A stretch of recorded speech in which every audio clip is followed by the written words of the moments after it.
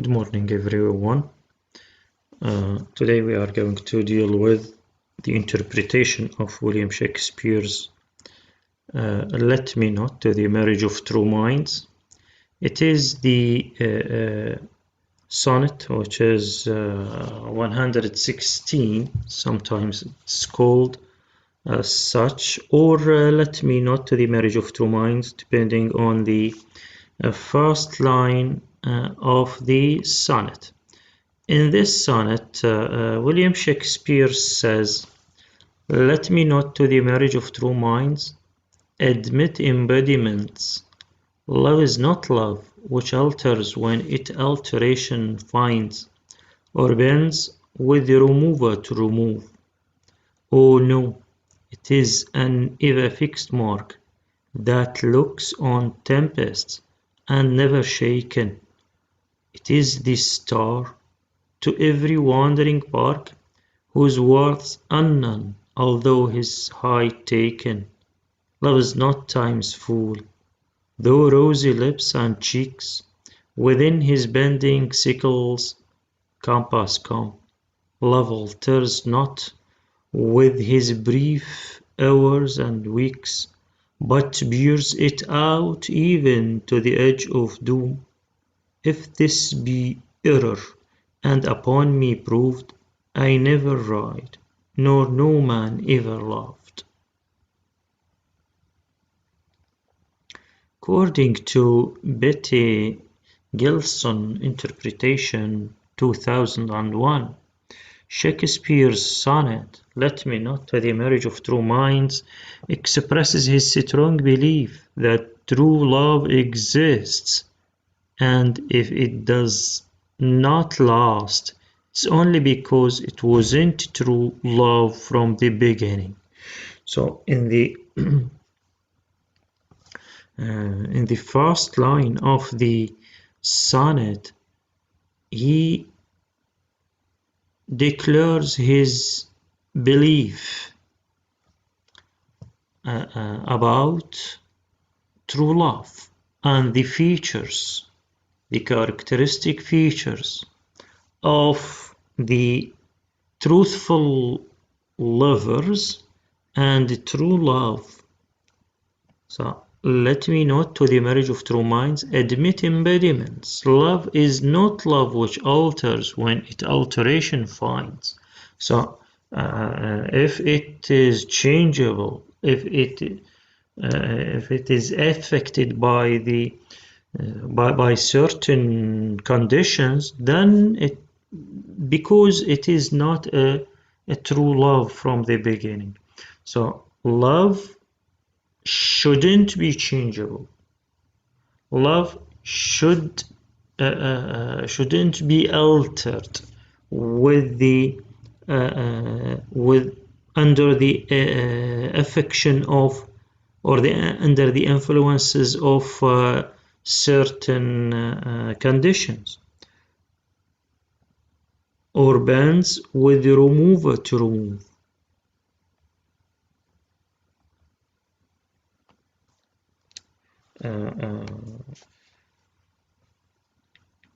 He starts his poem almost imploring or asking of, but also demanding from the reader, let me not to the marriage of true minds admit embodiments.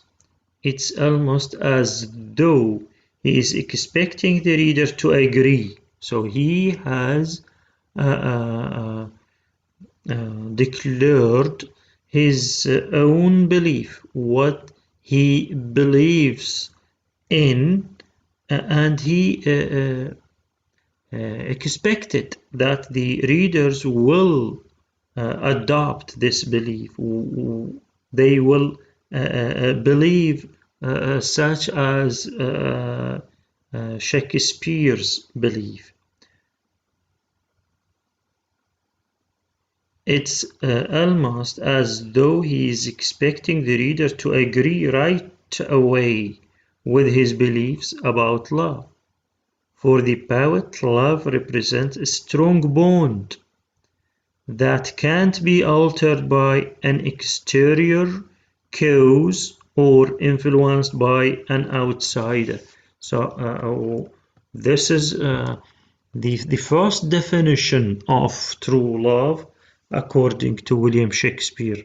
It is a strong bond that can never be altered by the exterior cause or the outside conditions.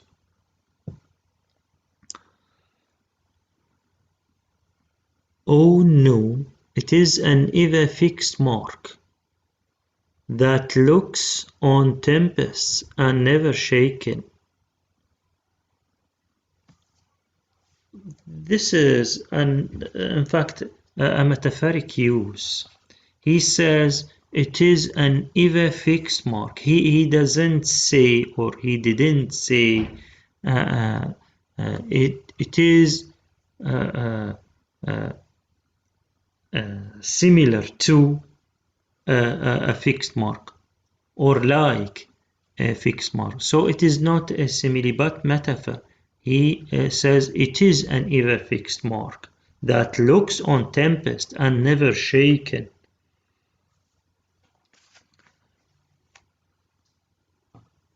And he says, oh no, before using metaphor.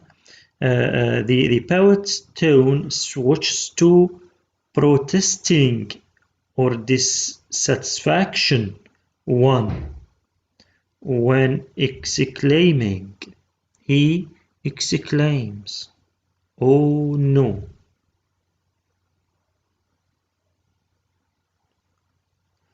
He then proceeds by defining love as an ever fixed mark that looks on tempest and is never shaken. In other words, love conquers all. Okay, so according to this definition, Shakespeare considers love as what? As a fixed mark that can never shaken, even if it faces a strong wind, just like tempest. Tempest is a name of one of the storms there in England. So true love is a fixed mark that looks on tempest and never shaken.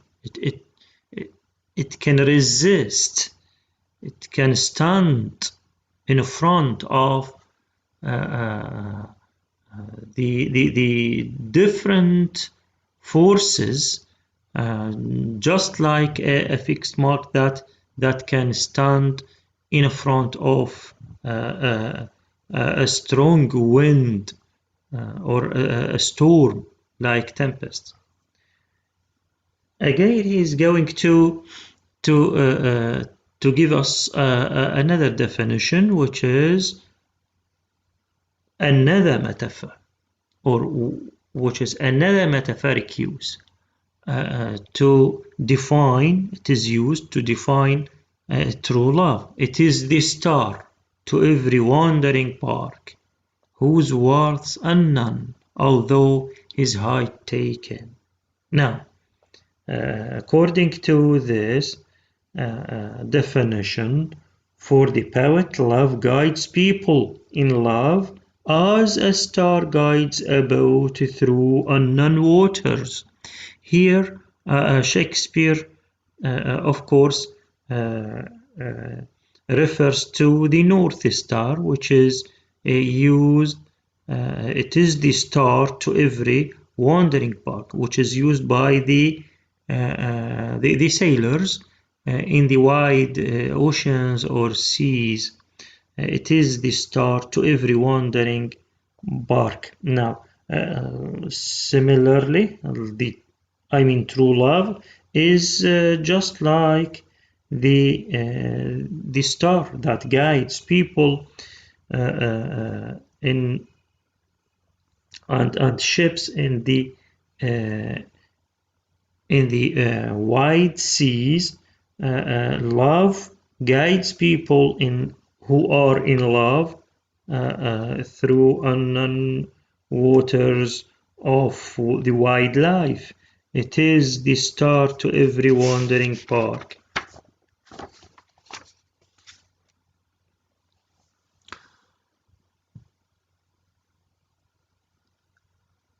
Love is not time's fool, though rosy lips and cheeks within his bending sickle's compass calm. Love alters not with his brief hours and weeks, but bears it out even to the edge of doom. One of the themes of the 16th century poetry is, and the basic theme in fact, is love. And what we have today is I mean, in the main theme in the sonnet is the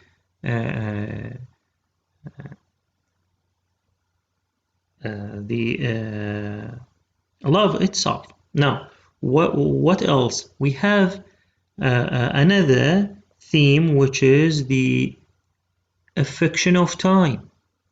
Affection of time upon the beauty of the beloved, and according to such a theme, we have love is not time's fool, though rosy lips and cheeks. This is the affection of time upon beauty, and if love is related to beauty, it will never be considered as a true love, because one day the beauty of the lover or the beloved will be vanished under the affection of time. So if it is so, it will be non-true or false love, in fact, not true love. Love is not time's fool, though rosy lips and cheeks. Rosy lips and cheeks are features of beauty that indicate beauty. So beauty, according to this, will be vanished under the affection of time. But for the truthful lovers, this is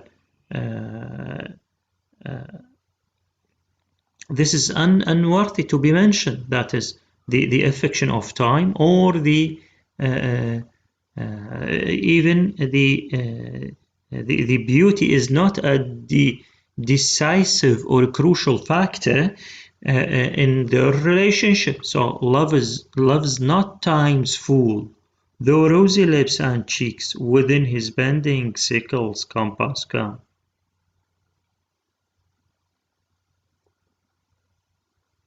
For love, time is not a threat to temporary beauty and youth.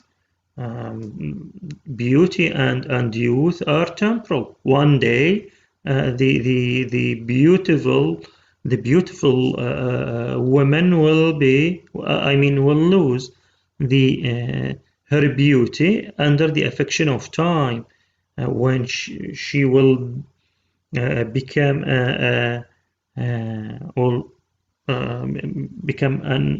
old woman, and youth also will be vanished with time. Love will survive even when beauty and youth are long gone. So true love will survive even when beauty and youth are long gone. Love is not time's fool, though rosy lips and cheeks within his bending sickle's compass come. Also, he suggests that true love will only grow stronger over time. So, love alters not with his brief hours and weeks. Just look at the next definition, which is which clarifies true love. Love alters not with his brief hours and weeks. Will survive, will resist the affection of time, and will never be altered, will never be changed.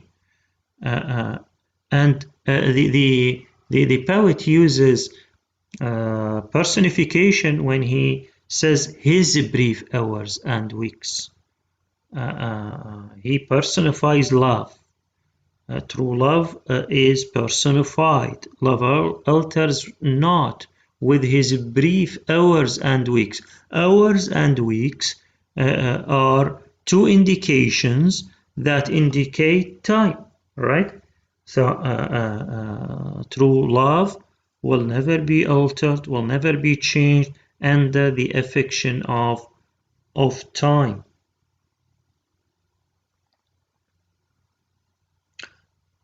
Also, he suggests that a true love will only grow stronger over time. Although people get older, love will remain strong until the end of time, defying all of nature's laws.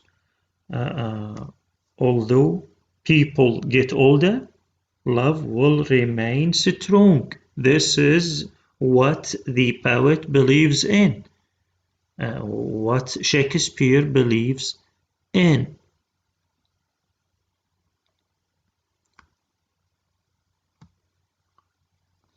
But bears it out even to the edge of doom.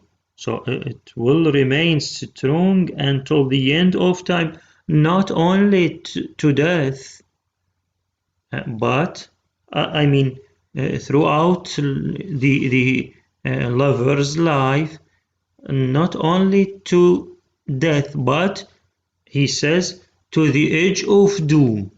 Okay, it will remain to the edge of doom. And in such a meaning, love is defying all of nature's laws. Well, I mean, ready lovers and their love, their true love, are ready to fight all the laws of nature that may affect their relationship. Shakespeare ends his poem stating that he would never write again. In the rhyming couplet, if this be error and upon me proved, I never write, nor no man ever loved. In this rhyming couplet, the poet challenges that if somebody succeeded to prove that he is mistaken, he will never write poetry again. He will stop writing poetry, and according to such an end, he will change his belief that no man ever loved, no truthful lovers lived on earth. So Shakespeare ends his poem stating that he would never write again if he were wrong about true love. If he were wrong, and this is a hypothetical condition. So if he were wrong about true love, and this would also mean that any disbeliever never knew true love. So the human beings didn't live love stories on earth if and only if somebody succeeded to prove that Shakespeare is mistaken. He leaves the decision making in the reader's hands. The end is open in this sonnet, and he leaves the decision making in the reader's hands. How can one disapprove of Shakespeare's beliefs? If somebody succeeded to prove that Shakespeare is mistaken and his belief is wrong, he should tell Shakespeare.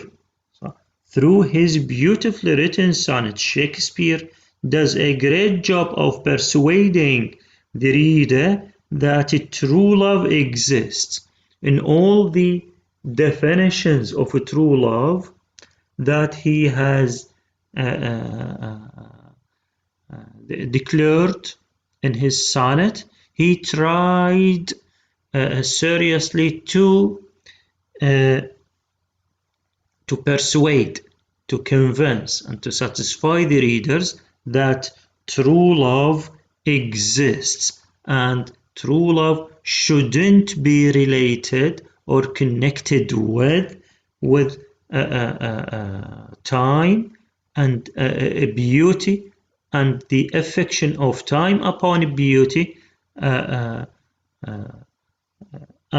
it will survive till the age of doom. This is true love, and these are, before this he defines true love as a fixed mark that can stand in front of tempest. So he uses such metaphoric uses of in order to persuade the readers that true love exists, and truthful lovers are in fact truthful lovers exist too. Thank you very much.